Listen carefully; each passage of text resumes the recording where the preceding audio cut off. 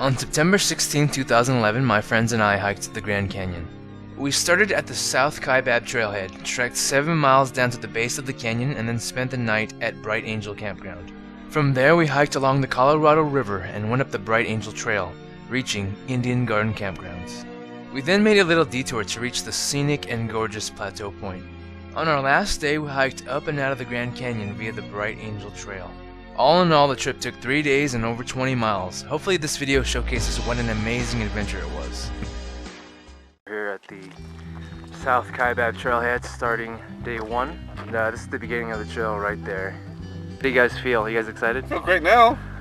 Let's see how I feel at the end of the day. What were you guys? My will is a noise name, so you get all my stuff, right, boy? While hiking into and out of the Grand Canyon is challenging in its own right, what makes the trek harder is the amount of weight you'll have to carry. Each of us had to lug over 30 pounds of food, water, and supplies across 3 days. Boston Marathon runner died on this trail. So, alright, ready for fun? It's all good. Here's a little sign warning hikers not to trek down to the Colorado River and back in one day. Many people try to do this and come unprepared and end up risking their lives. Because the Grand Canyon is sort of an upside-down mountain, you get some of the best views early on. But we still have a ways to go. Got it. I got this nice view. Got this little squirrel. He's really friendly. He's like really close. I think they get fed up here too. That's the thing. The thing is, like, it's illegal to feed them in the park. Oh. Hey, buddy. It's my bag.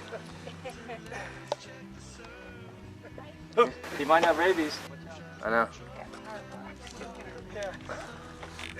He is not scared at all. I can reach out and grab him pretty much.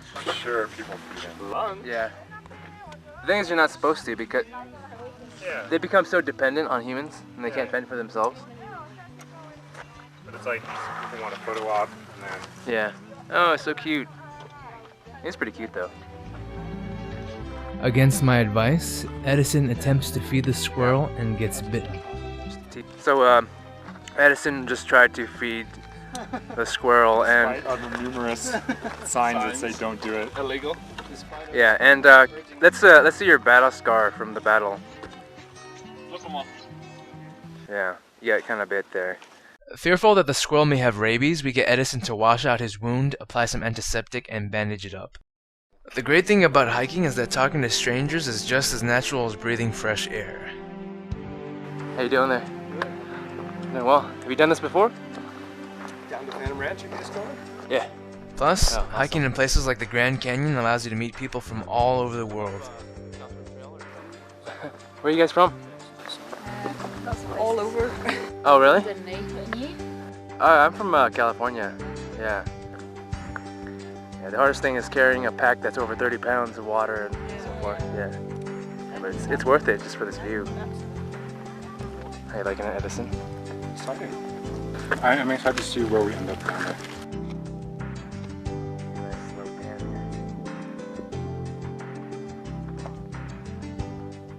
here. Another way to get down to the bottom of the Grand Canyon is on mule.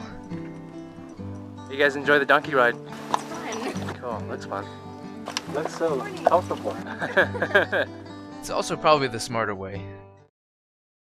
Hiking inside the Grand Canyon in the summer can present extreme challenges. Temperatures can be 100 degrees at the top of the rim and are generally 20 degrees hotter at the base of the canyon.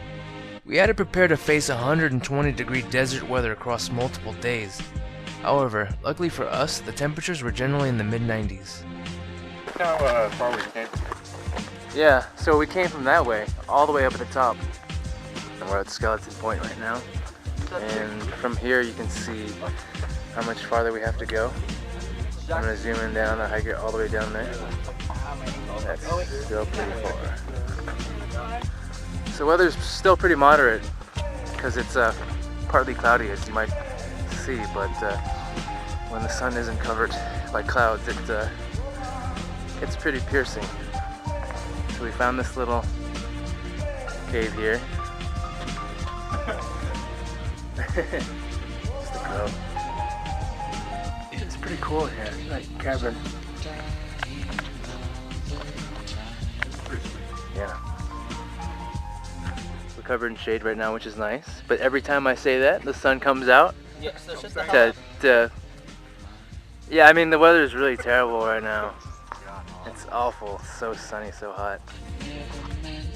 So far we've traveled 3.5 miles from the south rim. We have about 3.8 miles to our first campsite. So right here we have the tip-off emergency phone. What people don't know is that about 600 people have died in the Grand Canyon, and that's actually about 3 times as much as Mount Everest, believe it or not. Most of the deaths occur due to the fact that people are unprepared for the trip, underestimate the difficulty of the journey, get dehydrated, and pass out from heat exhaustion. After hiking roughly 5 miles into the canyon, we're finally greeted with some flat terrain. The trails are generally consistently steep, so hikers here are taking this rare opportunity to rest. So for most of the Grand Canyon, you're pretty exposed, but once in a while you get some nice shade and covering. Some of my compatriots are up there, just hanging out, catching a little bit of shade. But as you can see, we're going to be pretty exposed to the sun. We just turned the bend a little bit on one of the switchbacks, and you can see a clear shot of the Colorado River. And if you look to its left, you can see the trail that we have to hike still. My friends and I found a sweet little bouldering spot, so we took off our packs to do a little bit of rock climbing. It was really fun and definitely a highlight of the trip.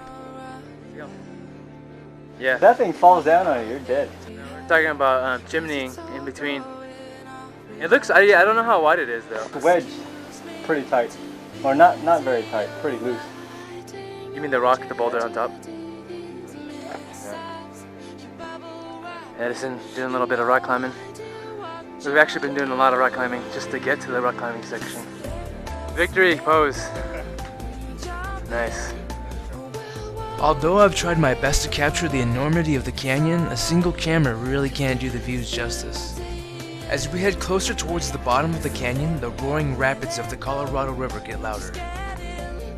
During the trek down, you'll see nice green vegetation, which juxtaposes nicely against the canyon's red, rocky walls. It's absolutely gorgeous here, and there's not really a bad view in sight. Everybody's just chilling in the sun or in the shade. How you guys liking the trip so far? This is survival, man. This is survival from this guy. It's all about survival. It's all about survival. And it's not even fun anymore. Look, somebody filled the Colorado River with chocolate milk. Pretty much reached the bottom of the canyon now.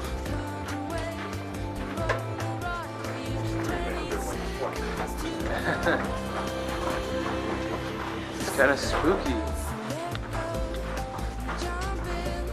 Nice.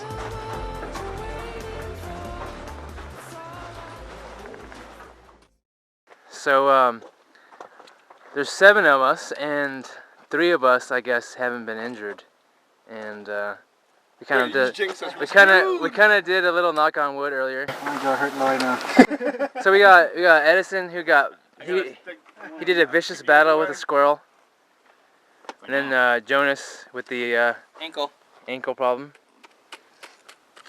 Yeah, and then it's Loy, John, and I, unscathed so far. We got 2 members up. We got 2 members up. Okay, so one with the stub toe, and the other one is he's just tired. He's not injured, right? His feet is hurting him. After hiking down to the base of the canyon on a warm, dry day, we took a little breather to get our feet wet in the cool Colorado River. Loy here gets a little scratch on his shin, so I tease him for it. So his shin's bleeding. It's not on the trail. I'm scratching myself. Doesn't matter. That's Oh, no fair. And then there were 2. And then there were 2. That's injury number 3. Shouldn't have picked at it. Come on. You're a dead man. Sorry, man. Shouldn't have picked at it, buddy. After hiking all day, we finally reach our first campsite, Bright Angel Campground. Before we head off to bed, a local park ranger shows us a fluorescent scorpion under black light. Scientists still don't know why these venomous creatures glow.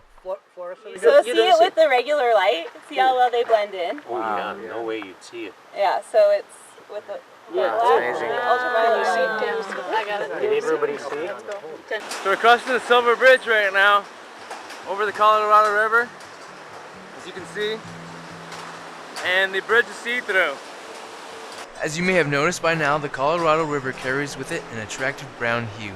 The color is the result of the powerful river crashing and chipping away at the adjacent brown sedimentary rocks. Watching people try to cross a little creek without getting wet. It's about the base plant there. Nice. Good job. You okay? So down near the Colorado, there's tons of little creeks and rivers to cross. My good friend Jonas here takes his turn to brave the treacherous waters. Let's see how he does.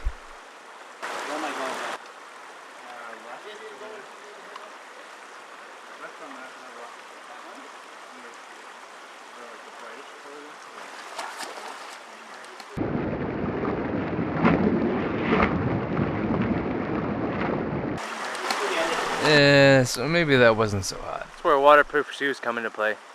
Now that we've had our little fun playing along the Colorado River, it's time to start the trek back up. The Bright Angel Trail is full of seemingly never-ending switchbacks. It is a journey that is made harder by the scorching sun. Zooming in, if you look closely, you can see the switchbacks we have already climbed. Looks like we have some members of our party over there. Loops around here, and then you see these guys coming up. How you guys doing? Video. Yep. How you guys liking the trail so far? Oh, fantastic. Yeah. It seems like everywhere you look, there are breathtaking views that are just impossible to accurately capture on camera.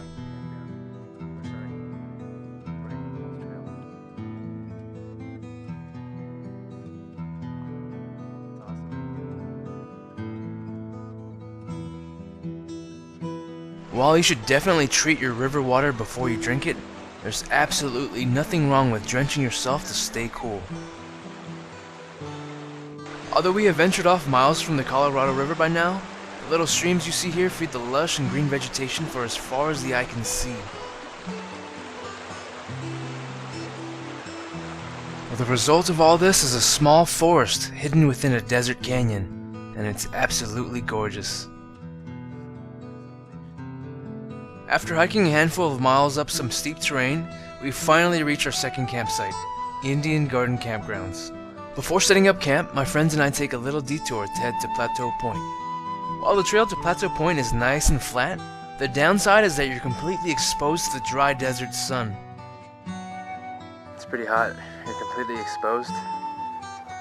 And this is sort of a cowboy land out here. After trekking 1.5 miles, we finally reached the scenic and gorgeous Plateau Point.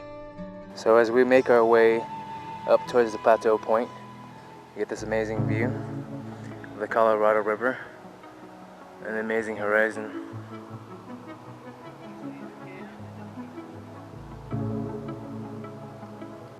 Taking the opportunity to capture this gorgeous vista, I walk towards the edge of one of the cliffs.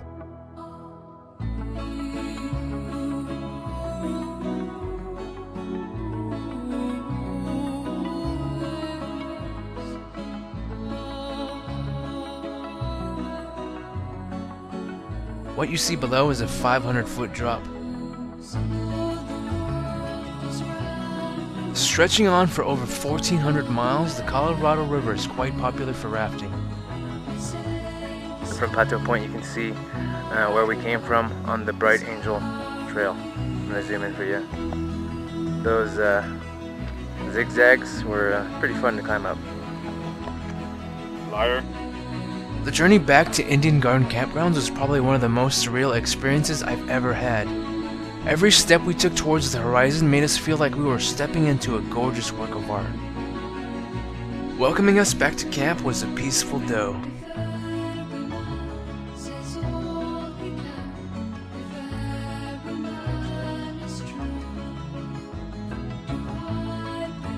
Right next to our campsite was a highly venomous but mellow rattlesnake.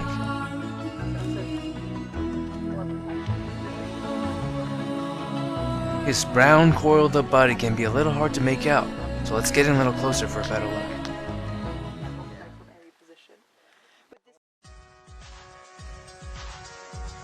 During the early 1900s, cowboys used to roam the deserts of Arizona, but would be fearful of the then mysterious Grand Canyon. As a matter of fact, maps sold in saloons back then had big X's over the area, warning travelers of its danger. Fast forward about 100 years, and you can clearly see that this is no longer the case. The Grand Canyon is one of the most popular national parks in the world and sees roughly 2 million visitors a year. In an attempt to minimize our exposure to the sun as much as possible, we start our trek up early. During the hike up, I got a gorgeous view of the valley and decided to test out its echo effect. It was pretty cool.